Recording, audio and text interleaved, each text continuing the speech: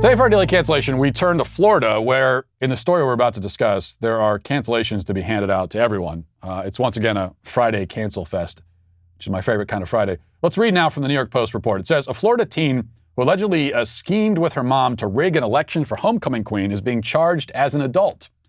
Emily Rose Grover was 17 when she and her mother were arrested for hacking student accounts and casting nearly 250 bogus votes so she could snag the homecoming crown.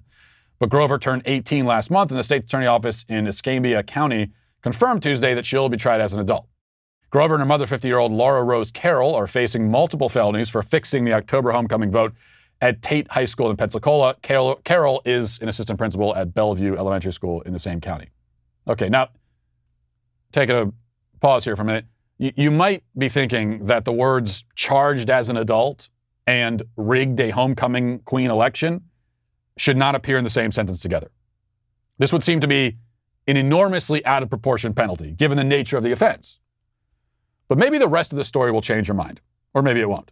Continuing, an investigation into the vote was sparked a month after the election when Escambia County School District officials reported unauthorized access to student accounts. Investigators said they found 117 votes originated from the same IP address over a short period of time. A total of 246 votes were cast from accounts that were accessed by computers inside the mom and daughter's Pensacola home or from Carroll's cell phone. Some students said Grover had boasted about using her mother's school district account to cast the votes. Investigators learned that since August 2019, Carroll's account accessed 372 high school records, and 339 of those were Tate students. Charges against the mom and daughter included unlawful use of a two-way communications device and criminal use of personally identifiable information. Each faces a maximum of 16 years on the charges. And Grover was expelled from her high school, according to the AP. All right. So no, actually, the rest of the story really doesn't change the initial judgment that this is a wildly overboard response. Yes, they accessed student accounts to rig the homecoming election. That's bad, but it's a homecoming election. Now, if the article had said that they had murdered her potential challengers to the throne and buried them in the woods in order to win homecoming queen, I'd agree that felony charges and many years in prison would be in order. But for this, why is the court system concerning itself with this at all? Is life in Escambia County so sunny and perfect and conflict-free that they have time to use the criminal courts to litigate a homecoming election controversy? I would have thought that this offense would warrant maybe a few days of after-school detention or suspension at most, but arrest, expulsion, and 16 years in prison? This is like deer hunting with an M60. The term overkill doesn't even begin to cover it. But that's not even what makes this case especially outrageous. For that, we have to harken back to another story from a few weeks ago. You might recall this. Reading now from the Post-Millennial, it says, the two teen girls who were charged with murder after allegedly attempting to hijack the car of a Pakistani immigrant working for a food delivery app have reached a plea deal with prosecutors, according to the Daily Mail. The Mail reports that the plea deal ensures that they will not be held past the age of 21 nor be placed in a prison facility. Disturbing video of the incident shows Muhammad Anwar, 66, being killed after the girls allegedly sped off with his car as he attempted to hold on to his vehicle while it drove off. The car then crashed and flipped on its side, killing Anwar. The suspects are a 13-year-old from Southeast D.C. and a 15-year-old from Fort Worth, Washington. The juveniles' names were not released. So, two teen girls who carjacked a guy, killed him in the process, and left him for dead on the sidewalk while they frantically tried to save their phones from the wreck, were not charged as adults and faced no prison time at all. But a teen girl who rigged a homecoming election will be charged as an adult and faces a decade and a half behind bars. Does that make any sense? What exactly is the message we're getting from the justice system here? That it's kind of bad to kill a guy for his car, but to fraudulently claim the title of homecoming queen is an atrocity on a whole new level? That theft and murder are mere youthful indiscretions, but sending in fake votes for homecoming queen isn't?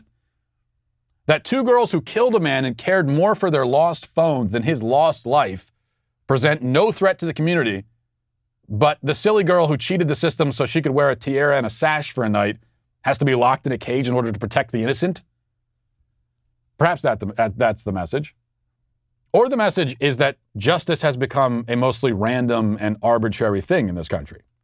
And it's very often determined by the ideological bent of the person doling it out. Now, it's fair to point out that these are two different jurisdictions, right? Florida and D.C. Perhaps down in Florida, where they give the homecoming queen 16 years, Maybe they'd give the carjacking murderers 16 decades. That's certainly possible. But it still does provide a stark contrast. And also, can't help but note, just one more piece of evidence that white privilege is an imaginary construction of the left. It's not a reality. Because the girl getting the book thrown at her is white. The girls who got a slap on the wrist for killing another human being are black. Now, even if they're different jurisdictions, this is certainly not the sort of dichotomy you would envision in a country with white privilege. You know, if someone on the left, if you didn't know anything about this country and someone on the left told you about white privilege, and then you saw these two stories, you'd be really, really confused. In fact, you'd probably envision something like the exact reverse of this situation. So what does that tell you? Well, it tells you, for one thing, that the white privilege myth is canceled, and so is Florida. And so is this girl's mom, because obviously she's the one who should get almost all the blame for this crime in the first place. I can say that when I was 17, if my parents came to me and suggested that I cheat on anything and offered to help me do it, my response at that age would have been, really? Hell yeah, let's go. What 17-year-old wouldn't have that reaction to their own parents suggesting that they cheat?